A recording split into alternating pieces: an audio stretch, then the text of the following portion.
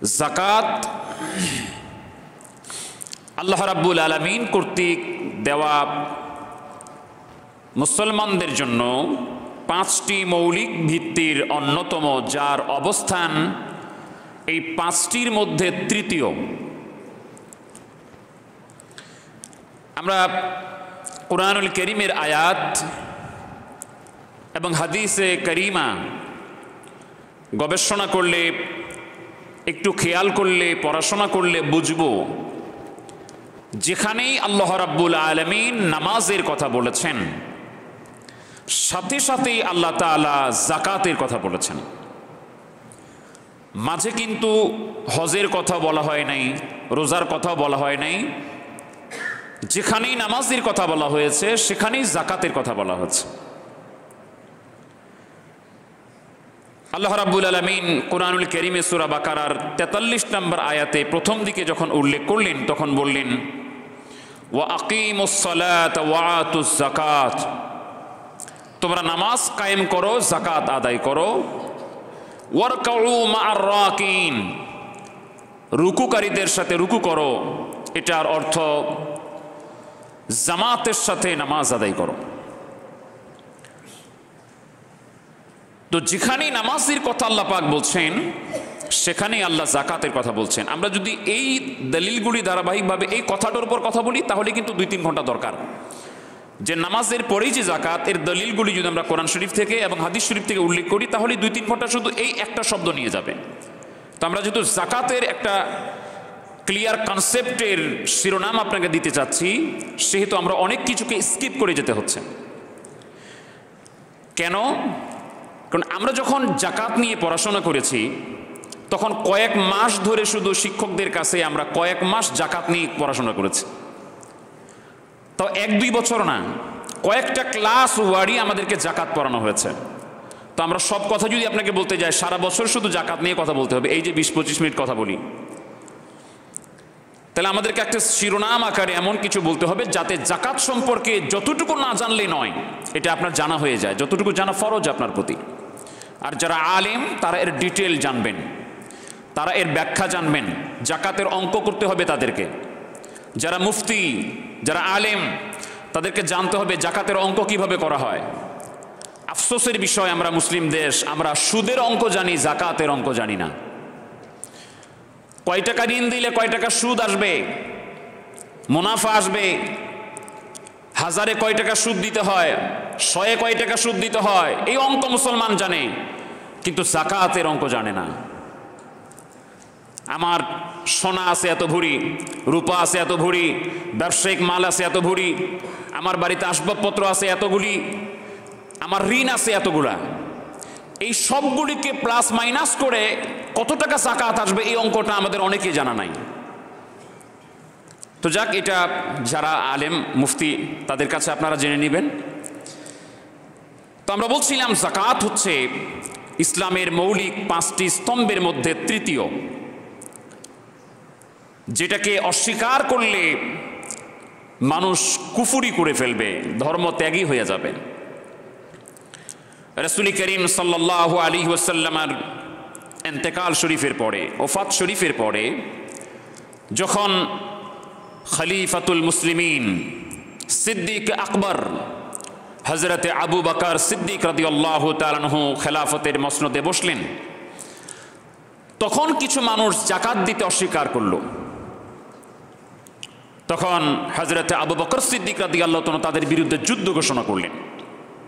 সাহাবায়ে কেরাম, বিশেষ করে হযরতে ওমর রাদিয়াল্লাহু তাআলা বললেন, হে ভাই আবু বকর, আপনি কি করে তাদের বিরুদ্ধে যাকাত যারা দিচ্ছে না তাদের বিরুদ্ধে আপনি যুদ্ধ ঘোষণা করলেন, জিহাদ ঘোষণা করলেন? হযরত আবু বকর সিদ্দিক রাদিয়াল্লাহু তাআলা বলছেন, আমি অবশ্যই যারা আল্লাহ রাসূলের কাছে যাকাত দিত, আমি খেলাফতে বসার পরে তারা যাকাত দেয় না, এমনকি একটা ছাগলের রশি পর্যন্ত যাকাত দেয় না, আমি অবশ্যই তাদের বিরুদ্ধে জিহাদ চালিয়ে যাব। তাহলে যাকাতের অবস্থানটা ইসলামে ইচ্ছে করলে দিলাম, না ইচ্ছে করলে দিলাম না, এমনটি নয়। ইসলামী শাসন ব্যবস্থা, খেলাফত ব্যবস্থা যদি থাকে তাহলে সরকার জোর করে মানুষের কাছ থেকে জাকাত আদায় করতে পারবে এবং করবেও। এখন যেহেতু ইসলামী খেলাফত ব্যবস্থা নাই, অতএব আমার দায়িত্ব হচ্ছে আমার নিজ দায়িত্বে জাকাত মানুষের কাছে পৌঁছে দেওয়া। তাহলে জাকাত কি জিনিস, আমরা এর সংজ্ঞা, এর অর্থটা আগে আমরা জেনে নিই। জাকাত শব্দটির আবিধানিক অনেকগুলি অর্থ আছে। জাকিউন শব্দ থেকে জাকাত, এর আবিধানিক অর্থ হচ্ছে আত-তাহির, পবিত্রকরণ, আজ-জিয়াদা ওয়ান নামাউ, বৃদ্ধি পাওয়া, আল মাদহু, প্রশংসা,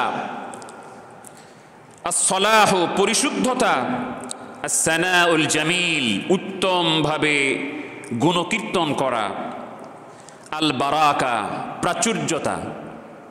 এইভাবে আবিধানিক অর্থে ডিকশনারিক্যাল জাকাতের অর্থ হচ্ছে এইগুলি। পারিভাষিক অর্থে জাকাত কাকে বলে? পারিভাষিক অর্থে জাকাত বলা হয় নেসাব পরিমাণ মালের মালিক শরীয়ত কর্তৃক নির্দিষ্ট পরিমাণ অর্থ বনি হাশেম এবং তার দাস দাসীদের ব্যতীত অন্যান্য প্রাপ্য ফকির মিসকিনকে নিজ দায়িত্বে তাদের মালিকানা বানিয়ে দেওয়াকে বলা হয় জাকাত। ইসলামী স্কলারগণ এই সংজ্ঞাটা দিয়েছেন। এ থেকে দুই একটা শব্দ আরো ভালো করে বোঝাবার জন্য কেউ বাড়িয়েছেন, কেউ কমিয়েছেন। তো মূল শব্দ হলো এগুলি। একটি নির্দিষ্ট অংশের মালিক, নেসাব পরিমাণ মালের মালিক শরীয়ত কর্তৃক নির্দিষ্ট হারে বনি হাশেম এবং তাদের গোলাম দাস দাসী ব্যতীত অন্যান্য প্রাপ্য ফকির মিসকিনের কাছে এই সম্পদের মালিক করে দেওয়াকে জাকাত বলা হয়। তাহলে কি পরিমাণ সম্পদ থাকলে জাকাত হবে, এটি কিন্তু কোরআনুল কারীমে উল্লেখ নেই। কোরআনুল কারীমে জাকাত দেওয়ার কথা আছে, জাকাত আদায় করার কথা আছে, নারীদেরকেও জাকাত দিতে হবে এই কথাও কোরআনুল কারীমে আছে। ওয়া আকিমনাস সালাতা ওয়া আতিনাস যাকাতা ওয়া আতিনাল্লাহ ওয়া রাসূলহু। সূরা হাজাবে আল্লাহ পাক বলেন নারীদেরকে তোমরা নামাজ পড়বা, তোমরা জাকাত দিবা, তোমরা আমার রাসূলকে মানবা। তো জাকাত দেওয়ার কথা এবং কোন কোন খাতে জাকাত দিতে হবে সেটিও কোরআনুল কারীমে আছে, কিন্তু কত সম্পদের মালিক হলে কত পার্সেন্ট জাকাত দিতে হবে এটি কোরআনুল কারীমে কোথাও নাই। তাহলে এইখানে বিষয় হলো, যদি কেউ বলে আমি শুধু কোরআন মানি, তিনি ইসলাম মানতে পারবেন না। এখন ইদানিং একটা আহলে কোরআন নামে বিভ্রান্তিকর একটি দল বের হয়েছে, তারা বলছে আমি শুধু কোরআন যথেষ্ট না। আপনি কোরআন মানলে পারবেন না, শুধুমাত্র কোরআন মানলে পারবেন না।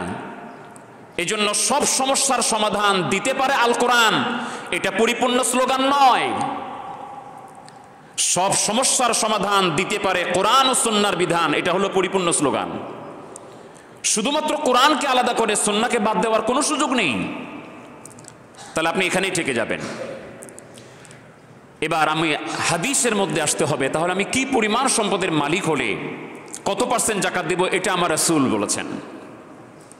কোরআনের এই বিধানটাকে আমার রাসূল করিম সাল্লাল্লাহু আলাইহি ওয়াসাল্লাম বলছেন যে হ্যাঁ, আল্লাহ পাক যে বললেন যে তোমাদেরকে জাকাত দিতে হবে, এবং সূরা জারিয়াত আল্লাহ পাক বলছেন ওয়াফি আমওয়ালিহিম হাক্কুল লিসাইলি ওয়াল মাহরুম, ধনীদের সম্পদে গরিব এবং বঞ্চিতদের অধিকার আছে। এই অধিকারটা কত পার্সেন্ট? রাসূল করিম সাল্লাল্লাহু আলাইহি ওয়াসাল্লাম বলছেন এই অধিকারটা হচ্ছে যেই লোকের অধীনে নিত্য প্রয়োজনীয় সম্পদের অতিরিক্ত 1 বছর ধরে 7.5 ভরি স্বর্ণ অথবা 52.5 ভরি রূপার সমপরিমাণ সম্পদ, স্বর্ণ বা রূপা হতে পারে অথবা অন্য সম্পদ হতে পারে, প্রয়োজন অতিরিক্ত ব্যবসায়িক পণ্য হতে পারে, এগুলি যদি 1 বছর পর্যন্ত অতিক্রান্ত হয়ে যায় তাহলে তার শতকরা 2.5%, 40 ভাগের 1 ভাগ জাকাত দেওয়া ফরজ। তাহলে এটা পেলাম আমরা হাদিস শরীফে। তাহলে আমরা বুঝলাম যে যাকাত আমরা দিব কত সম্পদ থাকলে? 7.5 ভরি স্বর্ণ অথবা সমপরিমাণ সম্পদ। যদি শুধু 7.5 ভরি স্বর্ণই থাকে একটা মহিলার, বা আপনি গচ্ছিত রেখেছেন, তাহলে ওইখান থেকে যাকাত বের করতে হবে। তার থেকে 2.5%, 40 ভাগের 1 ভাগ। অথবা ব্যবসায়িক সম্পদ আছে যেগুলি বর্ধনশীল, আমরা মাসালাই কথাগুলি ইনশাআল্লাহ বলবো। তো এখান থেকে যাকাত দিতে হবে, এটি হচ্ছে আবশ্যকীয়, এটা হচ্ছে ফরজ। আপনাকে এটা পে করতেই হবে। যতক্ষণ পর্যন্ত পে না করবেন, যাকাত প্রদান না করবেন, ততক্ষণ পর্যন্ত গোটা মালটা আপনার জন্য অপবিত্র হয়ে থাকবে। আপনি হালাল পন্থায় ইনকাম করেছেন, বৈধ পন্থায় আপনি উপার্জন করেছেন, উপার্জন করার পরেও এই সম্পদটা যাকাত বের না করলে, যাকাত সমপরিমাণ মাল হলে, আপনি যাকাত না বের করা পর্যন্ত গোটা সম্পদটা অপবিত্র থাকবে। যখন এটার থেকে ওই পরিমাণ যাকাত বের করবেন, তখন এই গোটা মালটা পবিত্র হবে। এই জন্য যাকাতের অর্থ হচ্ছে আত-তুহুর বা আত-তাহির, পবিত্রতা, পবিত্রকরণ। যাকাত দিলে মাল পবিত্র হয়। যখন একটা মানুষ যাকাত দিবে, তখন আল্লাহ পাক সম্পদ বৃদ্ধি করে দিবেন। কোরআনুল কারীমে বলছেন, যারা মনে করছে যে সুদ দিয়া মানুষ টাকা বাড়াবে, সুদের লেনদেন করে মানুষের কাছে সুদ ধার দিয়ে সম্পদ বাড়াবে, মূলধন বাড়াবে, আল্লাহ পাক বলছেন না না না না, আমার কাছে সুদ দিয়া মূলধন বাড়ে না, বরং আমার কাছে মানুষ যখন যাকাত দেয় তখন আমি আল্লাহ পাক তার মূলধনটাকে বাড়িয়ে দিই। তাহলে যেই ব্যক্তি যাকাত দেয়, আল্লাহ পাক তার মূলধনকে বাড়িয়ে দিবেন, বরকত দিবেন। এক্ষেত্রে বৃদ্ধি হওয়ার অর্থটি আসবে আন-নামু আজ-জিয়াদাতু এবং আল বারাকাত, দুইভাবে। একভাবে হলো যিনি যাকাত দিবেন তার সম্পদে আল্লাহ পাক বরকত দিবেন। ইতিহাস দেখেন, যারা নিরেট আল্লাহর সন্তুষ্টির জন্য যাকাত দেয় তাদের সম্পদ কখনো কমবে না, তখন আল্লাহ পাক শুধু তাদেরকে বরকত দিবেনই। এবং বৃদ্ধি পাওয়ার আরেকটা অর্থ হচ্ছে, যাদেরকে আপনি যাকাত দিবেন ওই লোকটার সম্পদ ছিল না, সে ছিল গরিব, অসহায়, ওই লোকটার সম্পদ বেড়ে যায়। এই অর্থেও যাকাত হচ্ছে বৃদ্ধি পাওয়া। সাথে সাথে আবার এই সম্পদটা স্থিতিশীল হয় কিভাবে? একটা গরিব মানুষ, সে যাকাতের টাকা পেল, হয়তো সে এই রমজান মাসে সে হয়তো ভালো কাপড় কিনতো না, বা প্রয়োজনীয় অনেক কিছু প্রয়োজন থাকলেও সে কিনতো না, কিন্তু যাকাতের অর্থ সে পেয়েছে। হয়তো একটা অটোরিকশা কিনেছে অথবা একটা ভ্যান গাড়ি কিনেছে। তো যার কাছে কিনলো ওই ব্যবসায়ীর লাভ হলো, ওই ব্যবসায়ী ওখান থেকে ব্যবসা পেল, তাহলে আরেকজন ধনী লোকও সেখান থেকে বেনিফিটেড হলো, এবং এই টাকাটা সচল অবস্থায় থাকলো, এই টাকাটা ঘূর্ণয়মান অবস্থায় থাকলো, হাত বদল হয়ে হয়ে ব্যবসা বাড়লো। তো এই অর্থেও যাকাত হচ্ছে বৃদ্ধি পাওয়া। যাকাত প্রশংসনীয় একটা জিনিস। যারা যাকাত আদায় করে, আল মাদহু, যারা যাকাত আদায় করে, এক্ষেত্রে আমাদের সতর্ক থাকতে হবে, মানুষ আমার প্রশংসা করুক এটা আমার উদ্দেশ্য থাকবে না।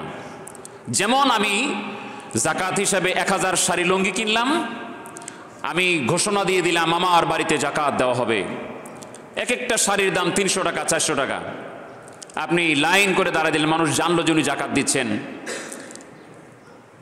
তখন এখানে উদ্দেশ্য থাকবে মানুষ জানুক আমি এত লোক করে যাকাত দিচ্ছি, আমাকে দানবীর হিসেবে, যাকাত দাতা হিসেবে জানুক। এইটা যদি উদ্দেশ্য না হয়, আপনি যাকাত দিচ্ছেন নিরেট আল্লাহকে খুশি করার জন্য। যাকাতের একটা হচ্ছে আল মাদহু, প্রশংসা। আপনি মানুষকে এমনি এই নাম কওয়াস্তে যাকাত দিলে মানুষের কাছে, আল্লাহর কাছে যতটা না প্রশংসিত হবেন, যদি নিরেট আল্লাহকে খুশি করার জন্য দেন, আল্লাহ পাক আপনার প্রশংসাকে আরো বাড়িয়ে দিবেন। তাহলে শাড়ি লুঙ্গি দিয়ে কি যাকাত দেওয়া হবে না? যাবে না। একেবারে ন্যূনতম পর্যায়ের এটাকে আমরা বৈধ বলি, কিন্তু এটা যাকাত দেওয়ার আসল সিস্টেম নয়। একটা মানুষকে মূলত মূল যাকাতের অর্থটা দিতে হবে। এটা দিলে হয় কি, জাকাতের অর্থ হচ্ছে মানুষকে মালের মালিক বানিয়ে দেওয়া। আপনি শাড়িটা কিনে মালিক বানালেন, ঠিক আছে, কিন্তু এটা পরিবর্তন হয়ে গেল। কিন্তু ওই লোকের শাড়ির আজকে দরকার ছিল না, লুঙ্গি দরকার ছিল না, হয়তো ওর খাবারের দরকার ছিল। আপনি দিলেন একটা শাড়ি, ও তখন কি করবে? তার প্রয়োজন পূরণ হলো না। সবচেয়ে ভালো জিনিস হচ্ছে আপনি তাকে তার যেটা প্রয়োজন যদি বুঝেন, তার যেটা প্রয়োজন আপনি সেটা তাকে বুদ্ধি করে এতগুলি টাকা দিয়ে দিবেন, সে তার প্রয়োজন মিটিয়ে নেবে। এবং জাকাত এই পরিমাণ দেওয়া উচিত যেন আরেক বছরের মধ্যে বা জিন্দিগিতে ওই লোককে আর জাকাত না নিতে হয়। তো আমরা করি কি, 10 টাকা, 5 টাকা, 100 টাকা, 200 টাকা, 50 টাকা করে দিয়ে দিই। এটি জাকাত দেওয়ার আসল উদ্দেশ্য নয়। তো জাকাতের ব্যাপারে আমরা বলছিলাম, জাকাত হচ্ছে এমন বিধান, ইসলামের তৃতীয় স্তম্ভের নাম হচ্ছে জাকাত।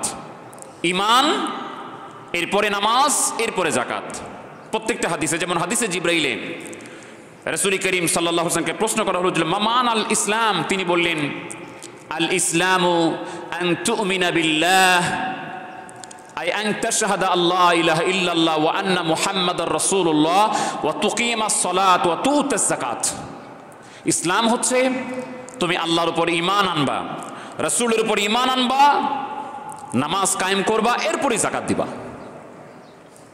সহিহ বুখারী এবং সহিহ মুসলিম শরীফে এসেছে, হযরত আব্দুল্লাহ ইবনে আব্বাস বলছেন, হযরতে মুআজ ইবনে জাবাল রাদিয়াল্লাহু তাআলাকে যখন ইয়েমেনের গভর্নর নিযুক্ত করা হয়, প্রাদেশিক গভর্নর মুআজ ইবনে জাবাল, তিনিকে তখন বললেন, হে মুআজ, তুমি এমন লোকদের কাছে যাচ্ছ যারা আহলে কিতাব, যারা তাওরাত, জাবুর, ইনজিলের অনুসারী। তোমার ডিউটি হচ্ছে প্রথমে তুমি তাদেরকে দাওয়াত দিবা ঈমানের, আল্লাহ এবং আল্লাহ রাসূলের পর ঈমান আনার দাওয়াত দিবা। ওয়া ইন আতাউ, যদি এটা তারা মেনে নেয় তাহলে তাদেরকে বলবা ফরাদাল্লাহু আলাইহিম খামসা সালাওয়াত। যদি তারা ঈমান এনে নেয় তাহলে তাদেরকে বলবা আল্লাহ তাআলা দিনে রাত্রে 5 ওয়াক্ত নামাজ ফরজ করেছেন। ঈমান আনার পরে তুমি এটা বলবা। যদি তারা নামাজকে মেনে নেয় তাহলে তুমি তাদেরকে বলে দিবা আল্লাহ তাআলা যাকাত দেওয়াকে ফরজ করেছেন। নামাজ, এরপরে যাকাত, এটা যদি তারা মেনে নেয়, আল্লাহর হাবিব বললেন, মুআজ, এরা যদি যাকাতটাকে মেনে নেয় তাহলে কিন্তু তুমি তাদের ভালো ভালো মাল থেকে বেঁচে থাকিও এবং মাজলুমের বদদুয়া থেকে বেঁচে থাকিও, কারণ মাজলুমের বদদুয়া এবং আল্লাহর মধ্যে কোনো হিজাব থাকে না। মাজলুম যদি বদদুয়া করে, নির্যাতিত মানুষ যদি নির্যাতনকারীর বিরুদ্ধে বদদুয়া করে, রাসূল বলছেন আল্লাহ এবং এই বদদুয়ার মধ্যে কোনো পর্দা থাকে না, সাথে সাথে কবুল হয়ে যায়। মাজলুম শুধুমাত্র মুসলমান নয়, অমুসলিমরাও যদি মাজলুম হয়, একজন মুসলমান যদি অমুসলিমদের প্রতি জুলুম করে, ওই অমুসলিমও যদি মুসলমান জালিমের বিরুদ্ধে দোয়া করে, আল্লাহ তাও কবুল করেন। এই জন্য আমরা জালিম হব না, আমরা অত্যাচার করব না। যারা জুলম করে, নির্যাতন করে, আল্লাহর কাছে এদের ইহকালে জবাব দিতে হবে, না হলে পরকালে অবশ্যই জবাব দিতে হবে। জালিমের কোনো ছাড় নাই। ইহকালে যদি তার জালিমের বিচার না হয়, আল্লাহ পাক পরকালে জালিমের বিচার করবেন। আমরা প্রসঙ্গত ক্রমে আমার যুবক ভাইরা জানেন, মাগুরাতে আমাদের মেয়ের বয়সের 8 বছরের আমাদের মেয়ের বয়সের একটা মেয়ে আসিয়া ধর্ষিতা হলো। আমরা সারা বাংলাদেশে এটার বিচার দাবি করা হচ্ছে। আমরা আজকে হরিপুর উপজেলার থেকে, মডেল মসজিদ থেকে এর বিচার দাবি করছি। এর সর্বোচ্চ যা শাস্তি, যেই ধর্ষকগুলি আছে, এর যা সর্বোচ্চ শাস্তি, মৃত্যুদণ্ড অচিরে প্রকাশ্যে কার্যকর করার দাবি করছি। যদি দৃষ্টান্তমূলক 2-1টি শাস্তি দেওয়া যায় তাহলে বাকিরা হুঁশিয়ার হয়ে যাবে। আমরা সে আসি আমাদের মেয়েটার, কারো বোনের বয়সের, কারো মেয়ের বয়সের, আমরা তার প্রতি সহানুভূতিশীল হয়ে জালেমদের বিচার দাবি করছি। এক্ষেত্রে আমরা দাবি করছি সর্বোচ্চ 90 দিনের মধ্যে বিচার কার্য সমাপ্ত করার কথা। যদি প্রমাণ এবং ডকুমেন্ট এভিডেন্স যা আছে, উইকনেস যা আছে, সবগুলি ক্লিয়ার হয়, 90 দিন দরকার নাই, প্রয়োজন হলে রমজান মাসে তার দৃষ্টান্তমূলক শাস্তি দেওয়া হোক। আল্লাহ পাকের হাবিব বললেন, মুআজ, তুমি কিন্তু তাদের ভালো ভালো মাল থেকে বেঁচে থাকবা, যে তুমি সুযোগ পাইছো, সুযোগ পেয়ে তাদের ভালো গরুটা নিয়ে আসলা, ভালো ছাগলটা নিয়ে আসলা, এটা করবা না। সেক্ষেত্রে তোমাকে সমতা বিধান করতে হবে। দেখেন ইসলাম কত সুন্দর, আমরা ইসলামের একটা সৌন্দর্য দেখে নিই এখানে। এই জাকাতের ব্যাপারে রাসূল করিম সাল্লাল্লাহু আলাইহি ওয়াসাল্লাম বলছেন, যারা জাকাত আদায় করবে তারা যেন যারা জাকাত দিবে তাদের কাছ থেকে ভালো ভালো মাল নিয়ে তাদের প্রতি জুলুম না করে। এটা বুখারী এবং মুসলিমের হাদিস। আরেকটি সহিহ মুসলিমের হাদিস, যেটাতে হযরতে জারীর ইবনে আব্দুল্লাহ রাদিয়াল্লাহু আনহু বলছেন যে রাসূল করিম সাল্লাল্লাহু আলাইহি ওয়াসাল্লাম বলছেন, যারা জাকাত দেয় তাদের উদ্দেশ্যে বলছেন, ইযা আতাকুমুল মুসাদ্দিকু ফালিয়াসদুর আনকুম ওয়া হুয়া আনকুম রাদিন। হে আমার উম্মত, যারা জাকাত দিতেছ, তোমাদের কাছে যখন জাকাত আদায়কারী আসবে তখন যেন ওই জাকাত আদায়কারীরা তোমার কাছ থেকে সন্তুষ্ট চিত্তে ফিরে যায়। ইসলাম কত সুন্দর। যিনি জাকাত আদায় করবেন তাকে বলছে তুমি কিন্তু জুলুম করবা না, তুমি জোর করে ভালো ভালো মালগুলি কেড়ে নিবা না। আবার যারা জাকাত দিবে তাদেরকে বলছে যে জাকাত আদায় করতে আসছে সে যেন সন্তুষ্ট হয়ে ফিরে যায়। অর্থাৎ তুমি তাকে এমনভাবে জাকাত দিবা, ভালো মাল থেকে দিবা এবং মিউচুয়াল করে খারাপ ভালো মিলায়া যেন ইসলামের বিধানটা হয় ওটা সমতা করবা। এখন যারা জাকাত আদায় করতে আসবে তাদেরকে সন্তুষ্ট করার মানে এটা না যে আমার জাকাত হয়েছে 1 লাখ টাকা, আমার জাকাত হয়েছে 1 লাখ টাকা, তো আমি যে জাকাত আদায়কারীকে দিয়ে দিলাম 10,000 টাকা, যে ভাই আমার 10,000 টাকা আমি তোমারে দিলাম, আমার 1 লাখ টাকা থেকে জাকাত কমায়া তুমি 50,000 টাকা করে দাও। এটা কিন্তু না, এটা ঘুষ, এটার নাম ঘুষ।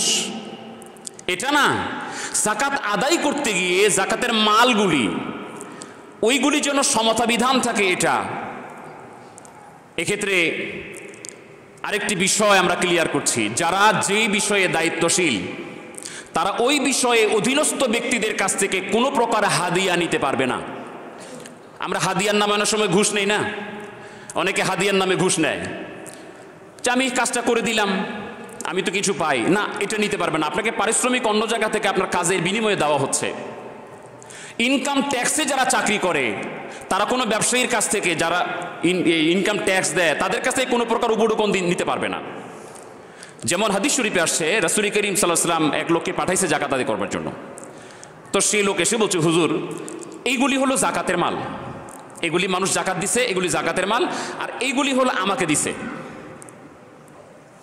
রাসূল বলছেন, আচ্ছা এগুলি জাকাতের আর এগুলি তোমাকে দিছে? জি হুজুর। আচ্ছা তুমি যদি জাকাত আদায় করতে না যাইতা তোমাকে কি দিত? না হুজুর, তা দিত না। রাসূল বলছেন, খবরদার, এই বিষয়ে তুমি কোনো ধরনের উপঢৌকন নিতে পারবা না, এই ধরনের হাদিয়া তুমি গ্রহণ করতে পারবা না।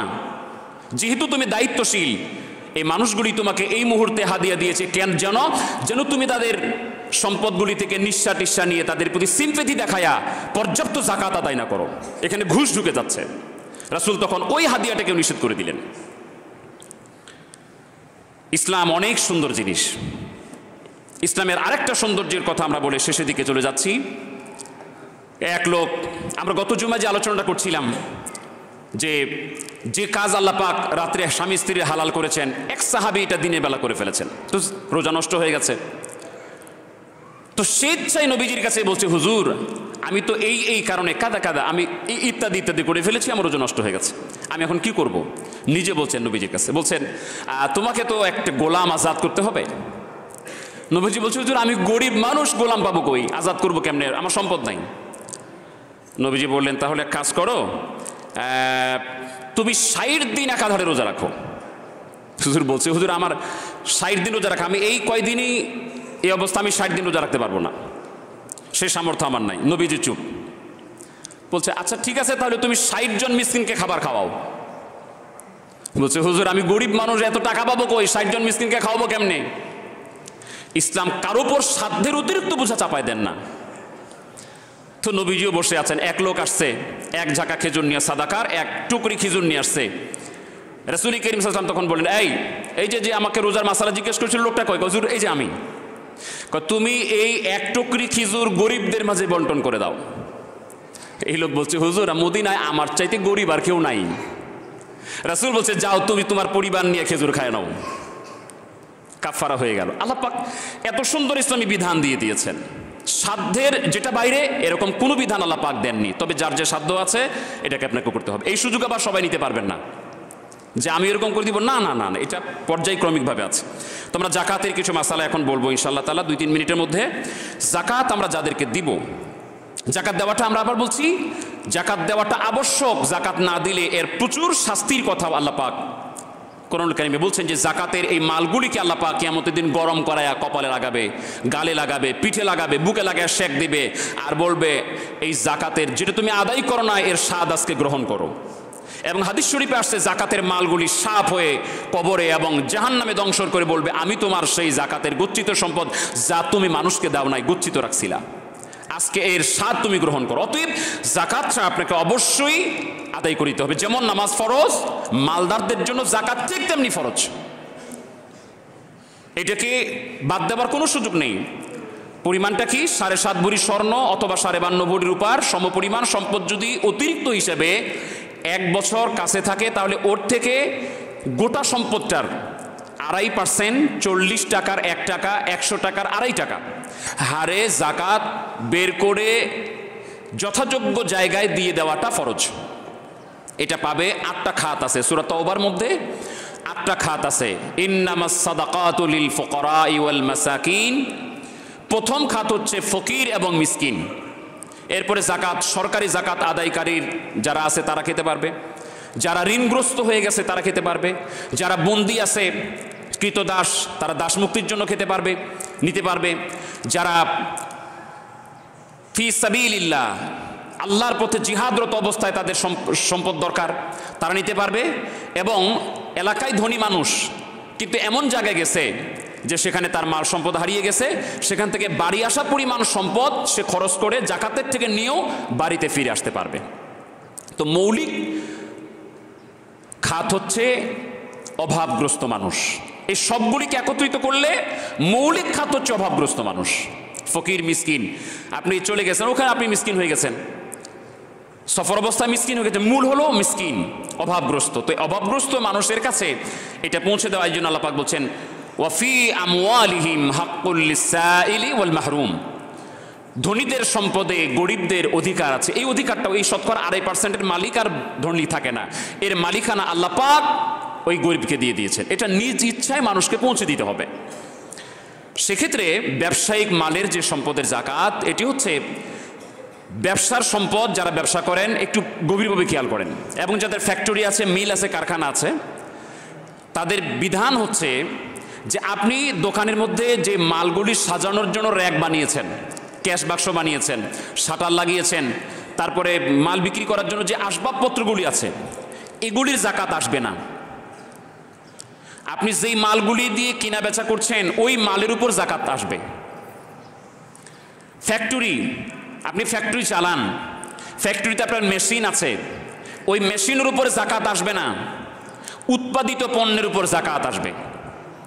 আপনি বাড়ির মালিক, গাড়ির মালিক, আপনি গাড়ি 1-2টা ব্যবহার করছেন বা 1-2টা বাড়িতে আপনি থাকছেন, একটাতে আপনি থাকেন, 2টা বউ হলে 2 বাড়িতে 2 বউ থাকে, ইটিসি।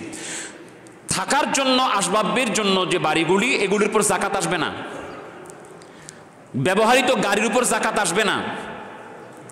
কিন্তু যদি আপনি বাড়ি কিনেছেন বিক্রি করার উদ্দেশ্যে, অর্থাৎ কিছু মানুষ আছে বাড়ির ব্যবসা করে, বাড়ি কিনে আবার বিক্রি করে, কিনে আবার বিক্রি করে, তো যেই লোক বিক্রি করার উদ্দেশ্যে ব্যবসায়িক উদ্দেশ্যে বাড়ি কিনা বেচা করে, জমি কিনা বেচা করে, ওই লোকের উপরে ব্যবসায়িক পণ্য হিসেবে ওই বাড়ির গোটা সম্পদের উপরে জাকাত আসবে। আপনি যদি বাড়ির মালিক হন, ভাড়া দেন, তাহলে ভাড়া দেওয়া বাড়ির মূল স্ট্রাকচার বা মূল বিল্ডিংয়ের সমপরিমাণ জাকাত আসবে না। আপনি ওই বাড়ি থেকে যতটুকু ভাড়া উত্তোলন করেন, ওই ভাড়া উত্তোলন করে ওই ভাড়ার টাকাটা যদি জাকাতের সমপরিমাণ সম্পদ হয়ে যায় অন্য মালের সাথে, তাহলে ওই টাকার উপরে জাকাত আসবে, কিন্তু মূল বাড়ির দামের উপরে জাকাত আসবে না। এইভাবে জাকাতের কিছু সূক্ষ্ম সূক্ষ্ম আরও মাসালা আছে, আমরা সময় সাপেক্ষে বলবো। তবে জাকাতটা যেন নির্দিষ্ট জায়গায় সুন্দর করে ঠিক মতো আসল জায়গায় যায়, প্রাপ্যরা যেন জাকাতটা পায়, এ ব্যাপারে আপনারা সকলে খেয়াল রাখবো। সাদাকাতুল ফিতরের মাসালা আছে, সামনে ইতিকাফ, 20 রমজান থেকে ইতিকাফ করতে হবে, এতেকাফ করার জন্য আপনারা অনেকেই সবাই নিয়ত করার চেষ্টা করেন, এতেকাফও করবেন। আর জাকাত বিভিন্নভাবে বিভিন্ন সংগঠন যদি জাকাত দেন ওখানে, তাহলে মৌলিকভাবে যে কোনো সংগঠনে জাকাত দেওয়াটা বৈধ হবে না, যদি আপনি শিওর না হন যে এই সংগঠনটা আমার জাকাতের টাকাটা আসলেই এই জাকাতের খাতগুলিতে ব্যবহার করছে কিনা। নাহলে যে কেউ যে কোনো সংগঠন জাকাত আপনি নিতে পারবে না। আপনাকে ইনশিওর করতে হবে যে আমার জাকাতের টাকাটা আসলেই তারা গরিব মানুষের কাছে আমানতদারিতার সাথে পৌঁছে দিচ্ছে, তাহলে সেক্ষেত্রে দিতে পারবেন। মাদ্রাসা হলেই জাকাত দিতে পারবেন না, যে কোনো মাদ্রাসাতে জাকাত দিয়ে দিবেন এটা দিতে পারবেন না। ওই মাদ্রাসাতে দেখতে হবে যে জাকাতের টাকাটা কোন খাতে ব্যয় করছে। যদি জাকাতের ব্যয় করার খাতটা নির্দিষ্ট থাকে ওই মাদ্রাসায়, যেন নিরেট একবারে অভাবী এতিমরা পাচ্ছে, সব এতিমরাও জাকাত পাবে না। এমন এতিম আছে 10 বিঘা সম্পদের মালিক, সে কি জাকাত পাবে? না, পাবে না। এতিম ওই এতিমরা জাকাত পাবে যারা গরিব এতিম। মৌলিক ফান্ড হচ্ছে গরিব, সেক্ষেত্রে এই টাকাটা দেওয়া যাবে, দিবেন। ইসলামিক ফাউন্ডেশন আমাদের, যদিও বাংলাদেশ গণপ্রজাতন্ত্রী বাংলাদেশ, পুরোপুরি খেলাফত এখানে নাই, তারপরও সরকার একটি ভালো উদ্যোগ নিয়েছে, ইসলামিক ফাউন্ডেশনকে এই দায়িত্ব দিয়েছে। ইসলামিক ফাউন্ডেশনের মাধ্যমে জাকাত কালেকশন করে। তো সেই ক্ষেত্রে আমাদের হরিপুরও ইসলামিক ফাউন্ডেশনের মাধ্যমে জাকাত কালেকশন করার ব্যবস্থা আছে, এর অ্যাকাউন্ট আছে। আপনারা আমাদের কাছে সরাসরি রসিদের মাধ্যমে দিতে পারেন, অথবা আমাদের ব্যাংকে, সোনালী ব্যাংকে অ্যাকাউন্ট আছে, সেখানে আপনি সরাসরি দিতে পারেন। অ্যাকাউন্ট নাম্বারটা আমরা নিয়ে নেবেন। অ্যাকাউন্ট নাম্বারটা হচ্ছে 19091010212720। আপনারা যারা লিখে নিতে চান আপনারা সরাসরি এই ফান্ডে দিতে পারেন, অথবা আমাদের কাছে দিলে রসিদ দিয়ে আপনারা এই জাকাতটা দিতে পারেন। এর লাভ হচ্ছে, এটার কার্যকারিতা হচ্ছে, আপনি সব টাকা এখানে দিবেন এরকম না, আপনার নির্দিষ্ট একটা অঙ্ক ইসলামিক ফাউন্ডেশনে দিতে পারেন, অথবা এটা দিবেন আর বাকিটা আপনারা আপনাদের আত্মীয় স্বজন আছে, পাশাপাশি গরিব মানুষ আছে, এদেরকে দিবেন। এটা এই জাকাতের টাকাটা নিয়ে সরকার করে কি, ইসলামিক ফাউন্ডেশন করে কি? এটা করে হলো, এই টাকাটা নিয়ে এটার একটা জাকাত বোর্ড আছে, এবং আমাদের স্থানীয়ভাবে জাকাত বন্টন একটা বোর্ড আছে। এটার ইওনো হচ্ছে সভাপতি, আমরাও জাকাত বোর্ডের সদস্য হিসেবে আছি। সেখানে একটা বোর্ড কর্তৃক কিছু মানুষকে, যারা আমরা দিই, বিজ্ঞপ্তি দিই, সেখানে আবেদন করে এবং তাদেরকে যাচাই বাছাই করে নিরেট যারা জাকাত পাওয়ার যোগ্য ব্যক্তি তাদেরকে জাকাতের টাকাটা দেওয়া হয়। গত বছরও আমরা অনেক মানুষকে জাকাত দিয়েছি এই ফান্ড থেকে। তো এই জাকাতটা যেই এলাকার থেকে যত পরিমাণ উত্তোলন হয়, এটা প্রথমে ইসলামিক ফাউন্ডেশনের অ্যাকাউন্টে জমা হয়, হিসাব থাকে, এবং সেখান থেকে 80% শতকরা 80% ওই থানাতে ফেরত দেওয়া হয়। আপনি যদি আমাদের থানা থেকে 4 লক্ষ টাকা আমরা জাকাত কালেকশন করতে পারি, তাহলে 80% আসবে। যদি 1 লক্ষ টাকা করতে পারি, তাহলে 80,000 টাকা আবার আমাদের থানাতে তারা ব্যাক দেয়। এই টাকাটা এই থানার দুস্থ গরিব মানুষদেরকে এই জাকাত বিতরণ বোর্ডের মাধ্যমে, এই কমিটির মাধ্যমে যাচাই বাছাই করে এটা দেওয়া হয়। এবছরও এটা দেওয়া হবে। গত বছর আমাদের উত্তোলনের হারটা একটু অনেক কম ছিল, তার আগে আবার একটু বেশি ছিল। যদি আমরা বেশি উত্তোলন করতে পারি, তাহলে আমাদের এই এলাকার মানুষগুলিকে আমরা ওই জাকাতটা নির্দিষ্ট একটা পরিমাণ দিতে পারি। সেক্ষেত্রে গত বছর 4,000 টাকার উপরে বা 6,000 টাকার মতো, মানে কিছু কম বেশি করে, 2-1 জনকে কম বেশি করে মিউচুয়াল করে এই টাকাটাকে বন্টন করে দেওয়া হচ্ছে। আমরা ছিলাম এতে। তো আপনারা ইসলামিক ফাউন্ডেশনের জাকাত ফান্ডে জাকাত দিতে পারেন। এছাড়াও নির্দিষ্ট নিরেট যে ফান্ডগুলি আমরা বললাম, এছাড়া যাদের উপর জাকাত ফরজ হয়েছে, এই কথাটা ভালো করে শোনেন। মুসলমান হিসেবে আপনি মনে করছেন যে আমার সম্পদ আছে, আপনি মুসলমান হিসেবে আপনার সম্পদটা একজন ভালো কোনো আলেমের কাছে প্লেস করবেন, যে মুফতি সাহেব আমার এই পরিমাণ এই সম্পদ আছে, এই পরিমাণ এটা আছে, এই পরিমাণ এটা আছে, এই পরিমাণ এটা আছে, এই পরিমাণ এটা আছে, আমার ঋণ বাবদ এইটা আছে, আমার এত টাকা ঋণ আছে, এই সবগুলি আপনি তালিকা দিবেন। তখন একজন ভালো আলেম তিনি তখন এটা অঙ্কটা করে আপনার কোন সম্পদ থেকে কত % জাকাত হবে এটা বের করে উনি আপনাকে দিবেন। সেখান থেকে আপনি জাকাত আদায় করবেন। আন্দাজি জাকাত দিলে জাকাত হবে না। আপনি মনে করছেন যে জাকাত তো আমার তো হয়েছে, 1 লাখ টাকা দিয়ে দিলাম, না না, যদি আপনি আন্দাজে আপনার জাকাত হয়েছে 80,000, আপনি 1 লাখ টাকা দেন, তাহলেও জাকাত আদায় হবে না। আর যদি জাকাত 80,000 টাকা হয়, আপনি 80,000 টাকাই দিবেন, জাকাত আদায় হবে। অর্থাৎ হিসাব করে নির্দিষ্ট পরিমাণ আপনাকে বের করে দিতে হবে। এটা একটা নির্দিষ্ট পরিমাণ আছে। আল্লাহ পাক আমাদেরকে বুঝার তৌফিক দান করুন, আমল করার তৌফিক দান করুন। যেহেতু রমজান মাসে সওয়াব অনেক বেশি, এই জন্য আমরা সাধারণত রমজান মাসেই জাকাতটা দিই। এই মাসের অন্য মাসের চেয়ে আমলটা সওয়াবটা বাড়ে। তো এই জন্য রমজান মাসে আমরা দিলে জাকাতের যে সওয়াব আছে এটার আমরা বেশি পাবো এবং দায়মুক্ত হব। ওয়া আখিরি দাওয়ানা আলহামদুলিল্লাহি রাব্বিল আলামিন।